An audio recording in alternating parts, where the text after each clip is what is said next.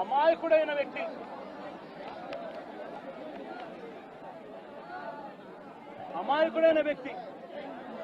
ఈ వ్యక్తి ఒక సాధారణ ఉద్యోగస్తుడు. వైన్ షాప్లో తాను పనిచేసుకుంటూ, సూపర్వైజర్గా తాను పనిచేసుకుంటూ వైన్ షాప్లో తన జీవితం గడుపుతా ఉన్న ఒక సామాన్యమైన వ్యక్తి. ఇటువంటి వ్యక్తిని అతి కిరాతకంగా నడి రోడ్డు మీద అందరూ చూస్తూ ఉండగానే కిరాతకంగా కత్తి తీసుకొని అతి దారుణంగా నరకడము. ఆ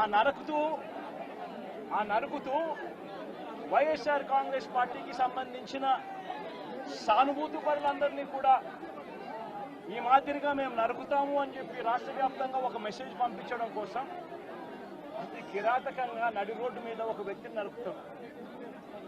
ఎంతటి దారుణంగా ఉంది అంటే పోలీసు వ్యవస్థ వీళ్ళదే. ఇదే ఈనాడు, ఇదే ఆంధ్రజ్యోతి, ఇదే TV5 వీళ్ళందరూ కూడా పత్రికల ముసుగులో వీళ్ళు కూడా ఏ స్థాయికి దిగజారిపోయారో ఒక్కసారి గమనించమని అడుగుతా ఉన్నా. ఈనాడులో ఈరోజు నిన్ననో ఒక స్టోరీ, అప్పుడెప్పుడో మోటార్ బైక్ అట కాలిందట. ఆ మోటార్ బైక్ అనే వ్యక్తి కాల్చింది. ఆ మోటార్ బైక్ అనే వ్యక్తి ఈ జిలానీది మోటార్ బైకు, అది వైఎస్ఆర్సీపీ వాళ్ళు కాల్చారట.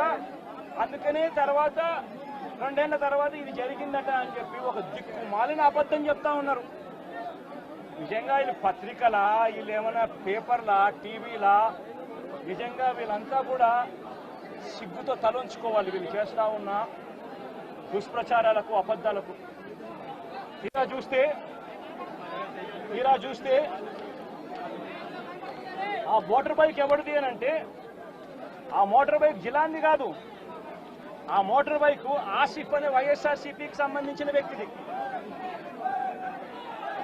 ఆ వైఎస్ఆర్సీపీకి సంబంధించిన వ్యక్తి crime number 10/2024 dated 17/1/2024 Asif YSRCP activist filed a case against TDP ex-chairman Shamim, TDP state secretary Ayub Khan, town TDP president and others who burnt his motorcycle and caused head injury to Asif. Asif motorbike nu వాళ్ళు కాల్చి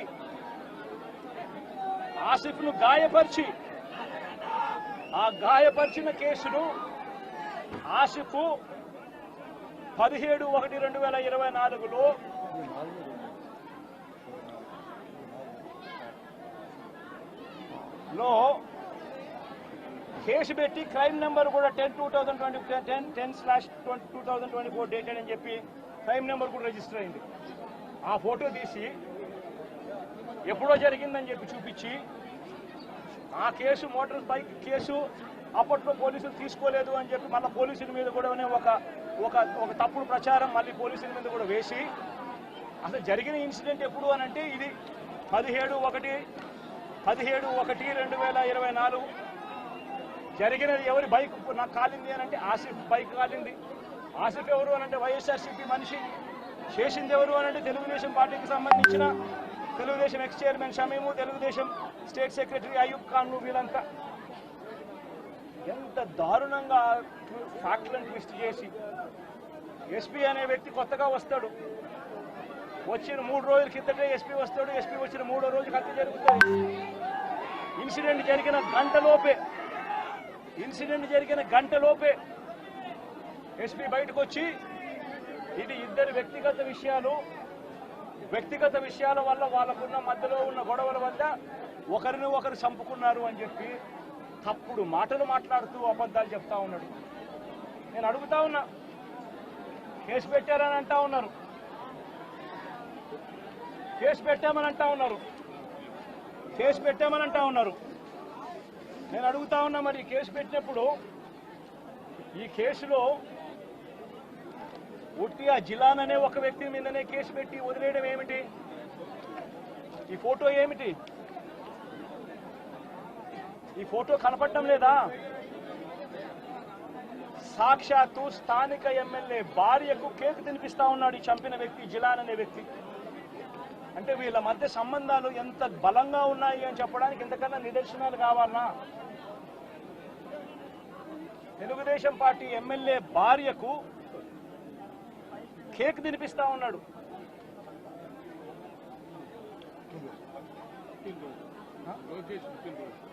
లోకేష్ పుట్టినరోజు నాడున వీళ్ళు cake cut చేయడము, ఆ cake మళ్ళీ ఈ జిలాన్ అనే వ్యక్తి ఎమ్మెల్యే భార్య కేక్ తినిపించడం. మరి ఇంత దారుణమైన ఇంత సత్సంబంధాలు కలిగిన వీళ్ళు, ఇది ఎమ్మెల్యేతో ఫోటో.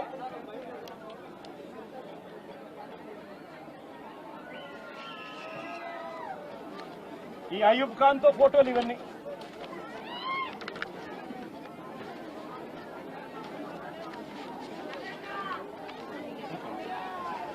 ఇది షబీం ఖాన్ తో ఫోటోలు.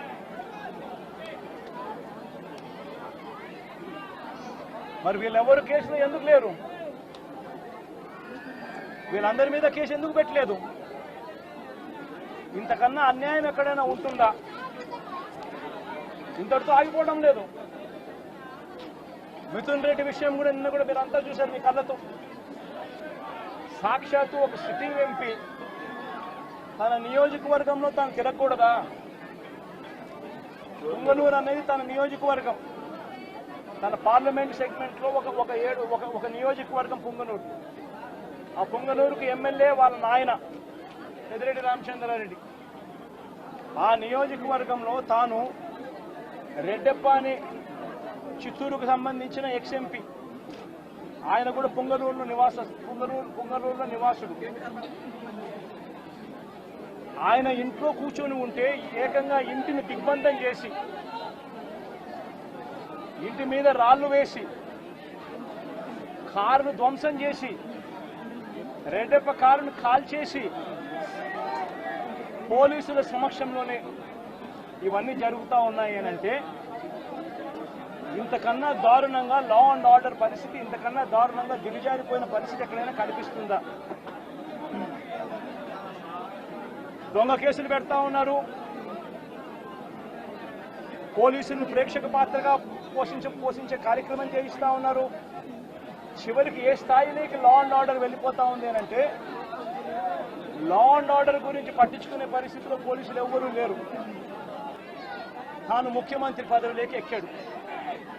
నేను అడుగుతా ఉన్నాను ఇదే చంద్రబాబు నాయుడును, ఇదే జగన్ ముఖ్యమంత్రిగా ఉంటే గత 5 సంవత్సరాల పాలన చూడండి.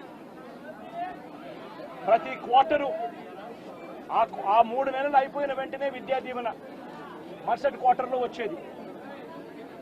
ఈరోజు జనవరి, ఫిబ్రవరి, మార్చి క్వార్టర్ విద్యా దీవెన పోయింది. ఏప్రిల్, మే, జూన్, ఇప్పుడు మళ్ళీ జూలైలో ఉన్నాం. 2 క్వార్టర్లు విద్యా దీవెన అనేది బకాయిలు. జగనే ఉండింటే విద్యా దీవెన అన్నది ప్రతి 3 నెలలకు ఒకసారి, 3 నెలలు అయిపోయిన వెంటనే జగన్ ఇచ్చేవాడు.